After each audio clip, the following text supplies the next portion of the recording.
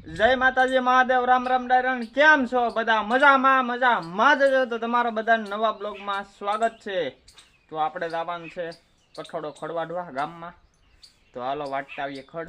તો હાલો કન્ટિન્યુ બ્લોગમાં રહેજો। મારો પા પીવે છે બીડી એવો। તો હાલો કન્ટિન્યુ બ્લોગમાં રહેજો। તો નીકળી ગયા છે ગામમાં આપણે ગાડી લઈને।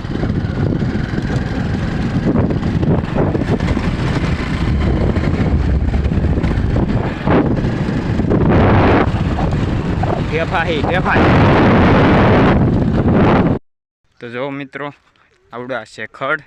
તો આપણે કઠોડક વાઢવાનું છે।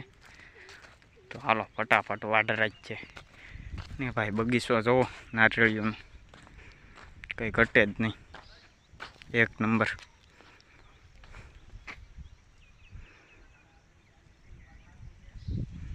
જો તો હાલો વાઢ રાખીએ આપણે ખડ। તો જો ભાઈ આપણે વઢાઈ ગયું છે ખડ। તો હવે હારી લઈએ। તો હાલો ફટાફટ હારી લઈએ। મારા મામા હારવાના છે ખડ। હવે ભાઈ જો હારવા લાગે આગળ આપણને।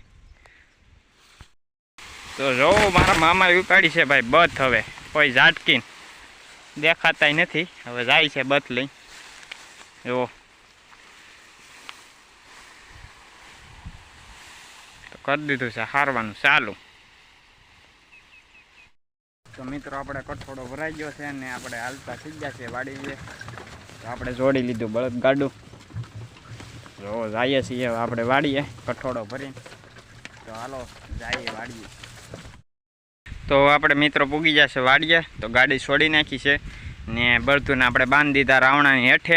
જો ટાઢે સાંયે કાંઈ ઘટે નહીં એવા। ને એક બળદ તો જો ભાઈ આંબે આંબીને ખડ ખાવા માંડ્યો છે। આપણે આગળ વાઢીને ખડ નાખ છે ને હાલો તો ફટાફટ ઉતાર લઈએ ખડ પહેલાં। તો હાલો ફટાફટ ઉતાર લઈએ। તો આ માણસ જોવો ભાઈ અહીં હેઠાને ઉડે ભાઈ હોય જો। તો મિત્રો જોવો અહીંયા કોરામાં સોયાબીન વવાય છે ભાઈ। જો કોરામાં સોયાબીન વાવવાનું ચાલુ થઈ ગયું ભાઈ।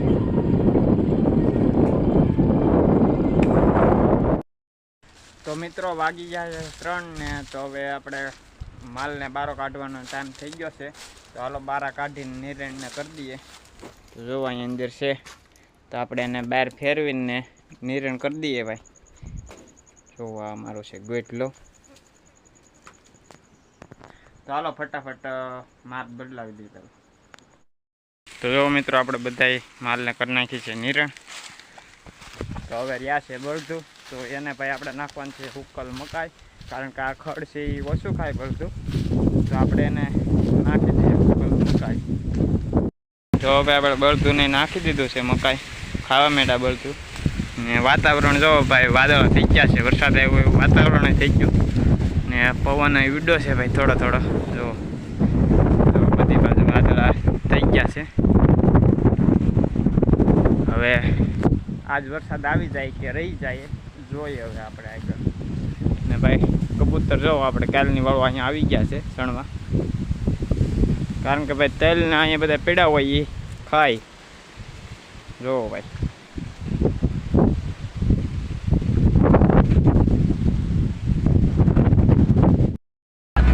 તો મિત્રો આપણે જઈએ છીએ હવે ઘા ભરવા। ને ભાઈ જગુભાઈનો બોલેરો છે। તો ભાઈ જગુભાઈ બોલેરો લઈ લીધો છે। તો ભાઈ ભાડા માટે કોન્ટેક્ટ કરજો ભાઈ। જગુભાઈ તમે નંબર બોલી દો ભાઈ। 99 તો ભાઈ ઉના તાલુકામાં ટીંબીના કોઈ હોય તો ભાડા માટે કોન્ટેક્ટ કરજો ને હું નંબર આપી દઈ। તો હાલો આપણે ભરતા આવીએ વાસળી। તો મિત્રો આપણે વાસળી ભરીને ઉઈ આવ્યા છે ને વરસાદ ચાલુ થઈ ગયો છે।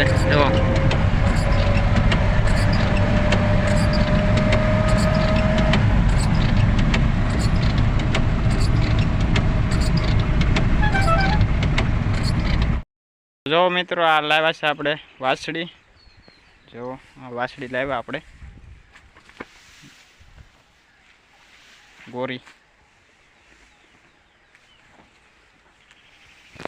તો ભાઈ કોમેન્ટ કરી દેજો કેવી વાસળી છે એ। તો મિત્રો આપણે વરસાદે પણ હારામાં હારો થઈ ગયો છે। જો આપણે ભાઈ વાસળી લઈને અહીંયા પીગા હતા, વરસાદ હારામારો થઈ ગયો છે, વાવણી થઈ જ ગઈ છે જો.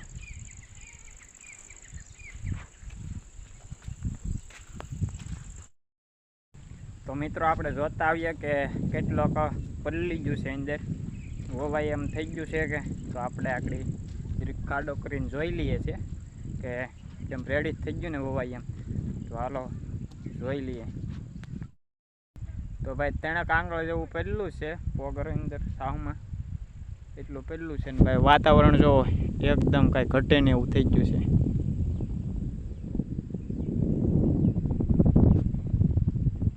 વાતાવરણમાં ભાઈ કેવું જ ન પડે, કાંઈ ઘટે જ નહીં એવું વાતાવરણ થઈ ગયું છે જો.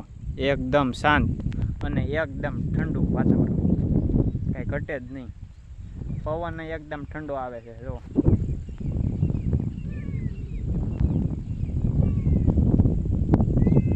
મારે અરે ભૂરો હોતી ને આવ્યો મારો જો.